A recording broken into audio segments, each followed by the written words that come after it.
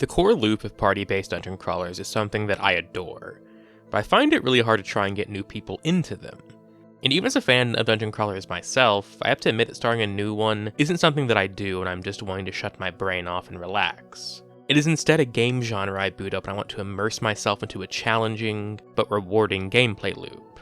Admittedly, when you get farther into a dungeon crawler or already familiar with them, they can be good mind shut-off games, since the gameplay is actually often very simple, involving just walking, knowing what abilities to use and when to rest and recover.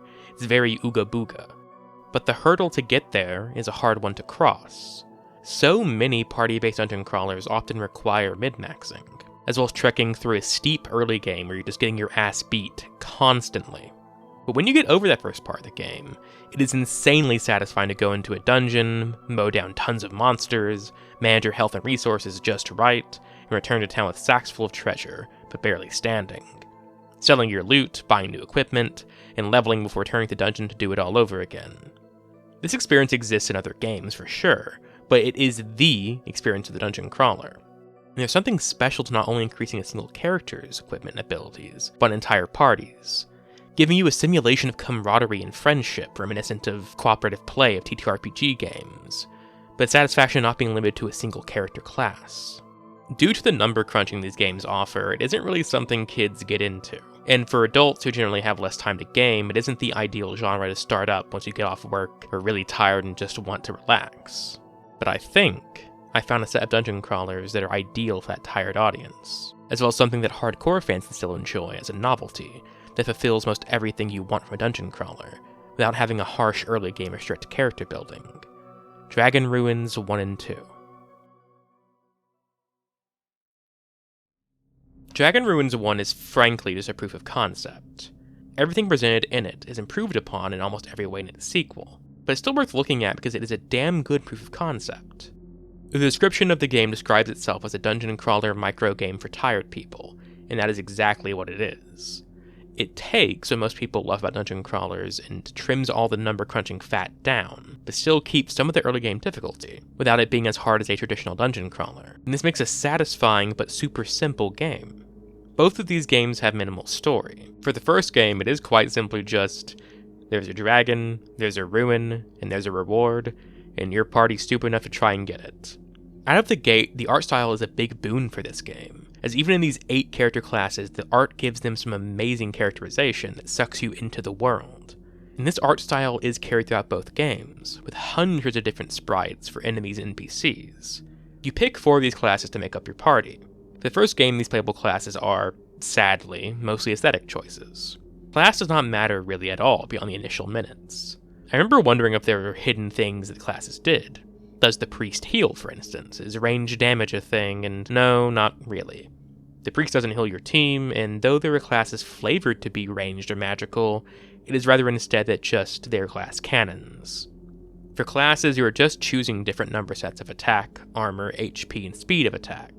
Nothing more. So you place characters that start with higher HP or armor on the 2 leftmost party slots so they're targeted more, and the ones who are faster with higher damage but less HP in the 2 rightmost squares so they hit hard and you get targeted less. Which is admittedly a good way of giving the illusion of class difference, but it is just an illusion. Where the game shines is that it has that core loop of dungeon crawler down to a science, but keeps the gameplay simple and welcoming. You enter the dungeon, walk through it going down hallways and rooms as an auto map logs the many floors and doors. And as you walk, enemies appear, and combat is automatically fought, and an action log in the top right lets you know what is happening during combat. You can also choose to move past the enemies to avoid fighting. When your health is too low and you have a few party members down, or you've reached the threshold to level up, you will need to retrace your steps to the entrance, and re-enter town. When you do, your characters fully heal, and you can spend your master wealth on level ups at the guild, and equipment increases at the blacksmith. In this first game, equipment increases do not actually mean that you're buying swords and armor with different stats. It essentially functions as just a second level up, that you can use as long as you have the gold, but without the requirement for getting enough XP. Leveling 2 doesn't involve any choices, it's just a static increase per level. The dungeon is very fun to explore, even though the graphics are simple. Despite their simplicity, I still somehow became immersed in my surroundings. Certain hallways and sections of the map became very familiar to me, and in my head I can still picture certain turns and crossroads as I went past them time and time again, and that's a hell of a feat to accomplish with such basic design. There is, however, some disappointment to be had in the sense that there isn't anything in the dungeon except enemies. No chests, no pits or verticality, nothing. Just doors, floor tiles, and occasionally a teleporting circle bringing you back to the beginning. This sounds like it should be boring, but it really isn't. The dungeon itself is smartly designed to have leveled zones, places with the easier enemies and places with the harder ones. If the dungeon leveled enemies alongside you, I think it would have ruined the game. But having these different sections filled with new enemies, each with amazing artwork, really sells the feeling of exploring a large dungeon, and lets your imagination fill in the blanks. And it also means you will frequently still be getting hurt pretty bad, but will also have many sections you can easily grind. The areas become more confusing too, with hallways just composed of doors or intersecting rooms that feel endless as you pass from one to the next to the next to the next.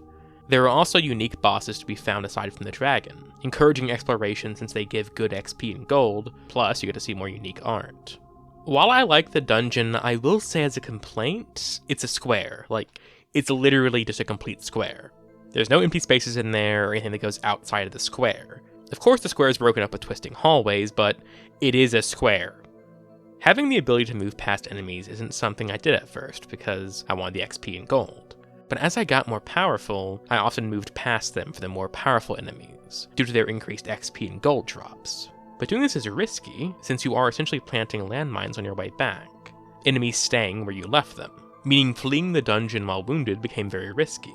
I can imagine carrying my downed comrades hurriedly through the hallways of the dungeon, only to return to the weaker area and finding the weaker enemies I'd laughed at, like simple goblins, now laughing at us, attempting to pick us off while we're wounded and weak. In town, aside from leveling up at the guild and pseudo-leveling up at the blacksmith, you can buy a few items from the shop, medicine and teleporter scrolls. Buying these items makes the next purchase more expensive, and this continues endlessly. This makes your purchasing of them have to be strategic, so that you don't increase the price too early in the game. Medicine automatically heals your party members when they would otherwise drop in combat, and teleporters can be used to return to town immediately, and then when you return to the dungeon, resume from where you left off. Teleporters become a very satisfying item to have as you travel to the more extreme corners of the map. In dire circumstances, you can also return to town from anywhere in the dungeon without a teleporter, but to do so, you have to pay a group of adventurers to lead you back, sacrificing the majority of your hard-earned gold. If all your party members fall, though, you're dragged back to town after days pass and you lose XP and gold. I like this, it means there isn't a fail state to the game, but still you get punished, setting you back a little bit. The game is also designed to be controlled with one hand. Nice. And this helps contribute to the cozy feeling of everything. No need to do expertly controlled movements. You just walk and strafe with WASD and Q and D, occasionally pressing space to use an item or flee combat. This one-handed control scheme makes the game a breeze to control and play, and also allows for multitasking, though I mostly played the game and focused solely on it, in no small part due to its fantastic Dungeon Synth soundtrack, which should be playing in the background of this video. But towards the end I did start watching Red Letter Media while playing. I think there's something wrong with you. What are you even laughing at? The background? No, the things that are wrong with her. What? All the things wrong with her.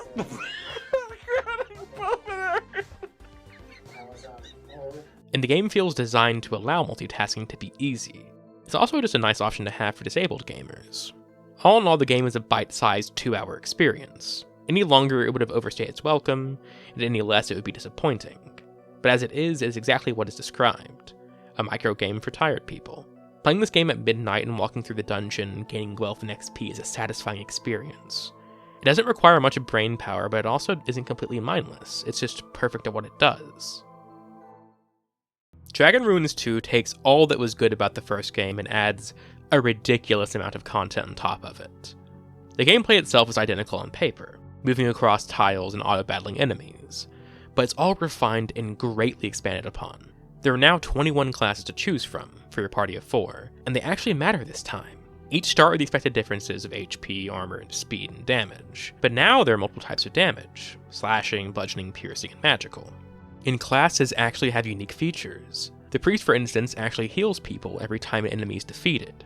There are also some really neat and unique classes, from a bronze giant who fights with his fists, to a merchant who gets to group better prices, to a literal ape who is underestimated during the combat. Classes matter a lot more when leveling now too. The leveling is still automatic for the most part, no min-maxing stats is required, but the automatic increases feel like they actually fit their classes, having them play very differently from beginning to end. But the biggest improvement is a skill system. Every 5 levels you get to choose a skill to add to your character. Everything from a skill that makes certain members be targeted less or more, to a flat stat or damage increase, to gain the ability to inflict a status effect like paralysis, or even getting better birthday presents, because yes, there's birthdays in the game. And though time passes, don't worry, there isn't timed quest or aging or anything like that, it's just for flavor. These skills can even take abilities from other classes. Every time I got the priest-like healing ability as a choice, I was so happy, because it meant that the healing on kills was stacking, and it became so satisfying killing enemies and seeing that healing effect become greater and greater. The blacksmith is improved here too, and he's no longer just a second level up window. We actually have loot and equipment in this game. I also really just like the blacksmith's artwork. There are different armor sets that each have their own trees of progress, changing things like speed during combat and the expected AC change, but also differences in stat buffs as well as damage, meaning you could switch out, say, a knight's heavy armor for something lighter like chainmail or leather, so you can be quicker during combat. Weapons too, while having flat upgrades in damage, also usually come at a cost of speed. But the really fun thing is that we have enchanted weapons now. Weapons that stun enemies and poison them and so on. And not only that, we also have accessories. From wizard hats that increase magical damage, protection amulets, rings of power, holy symbols, masks, and more. It took a frankly boring system from the first game and made getting loot exciting. These items, with the exception of the accessories, can mostly be bought outright, but can also drop from battling enemies or finding chests in dungeons. And yeah, there are chests in the dungeons now, giving gold, accessories, weapons, armor, and even healing items or warp scrolls, adding a much needed reason to explore the dungeon fully now, for hope of finding more chests. Like the first game, there is essentially no story, but there is a lot more flavor to the world and what you're doing. Rather than immediately having a mission to defeat the dragon, you are a simple party of adventurers, and have 16 different quest givers, who each have a unique dungeon and a quest line involving that dungeon. The quest givers are given fun characterization. A lazy guard who is oftentimes snoozing off, a stuck-up young noble who dismisses you quickly, a mischievous rogue who occasionally lies to you about the quest they send you on, and more. And these dungeons steal the show. All 16 of them have unique tile sets, sizes, and even gimmicks. And unlike the first game's dungeon, there are actual graphics here, with things added in the environment like beds for bandits, graves for the undead, floating candles in a tower of magical cultists, church pews and an altar for an abandoned temple. It makes getting to a new map so satisfying, as your environment changes, both visually and with new types of enemies. And also, the maps aren't perfect squares. There is blank space allowing for unique layouts. Portals that bring you to other ends of the map, traps, pits, multiple floors, and branching pathways. The maps go from small, simple ruins to haunted mansions to an arena to labyrinths that feel like they're the size of cities. Even the first game's dungeon appears here in its entirety. The new dungeons tend to be designed in a way to have multiple side paths to progress through, meaning if you've already been to a dungeon, you still have new corners to find when you return for a new quest. For a minor complaint though, the boss room is always the same, which means that once you find it, you aren't really encouraged to explore the rest of the dungeon except for your own enjoyment. And due to teleporters now called warp scrolls, you can place a warp directly outside the boss room, take the following quest, go into the boss room, kill the boss, use the warp again, and rinse and repeat.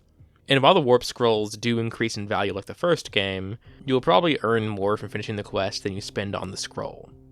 Still, the amount of content is absolutely insane. I usually don't like pointing out a game's price, but this game, while not on sale, is only $9.99 USD. You get a lot of great content for that price point.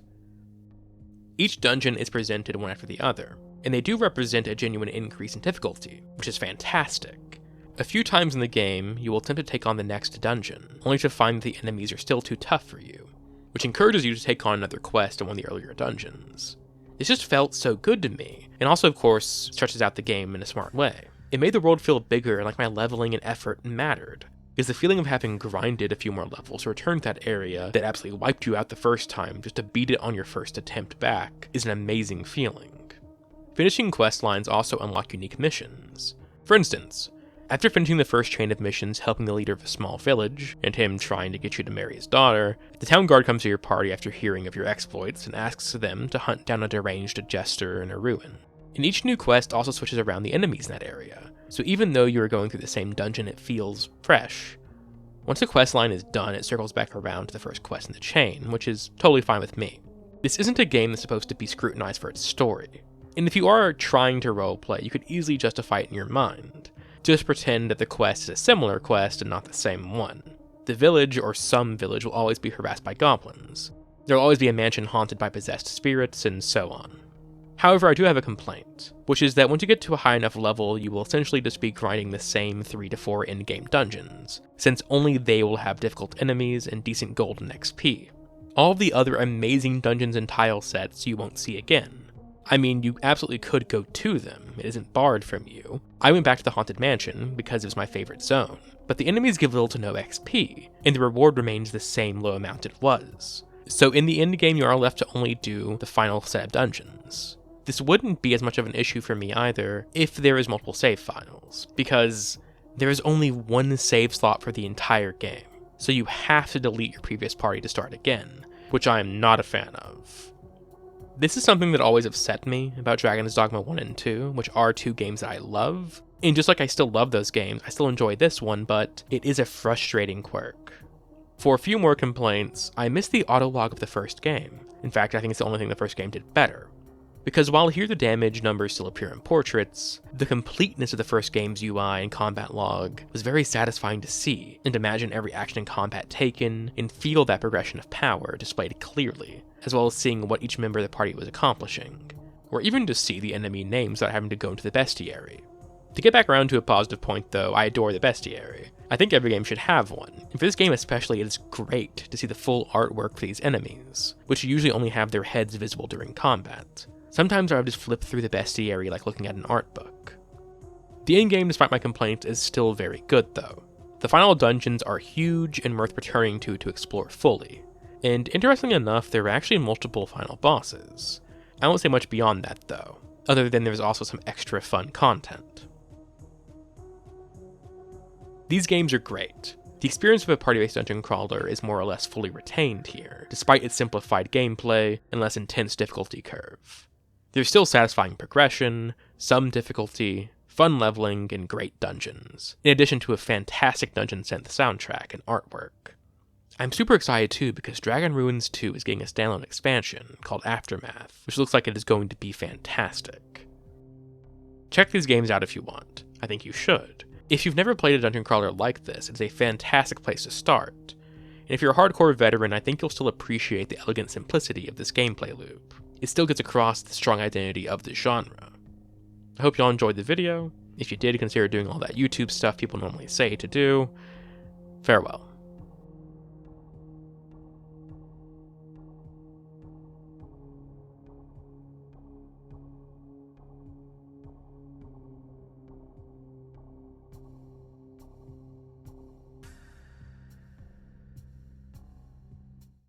A little bird told me that you've been asking around town about a resident eccentric.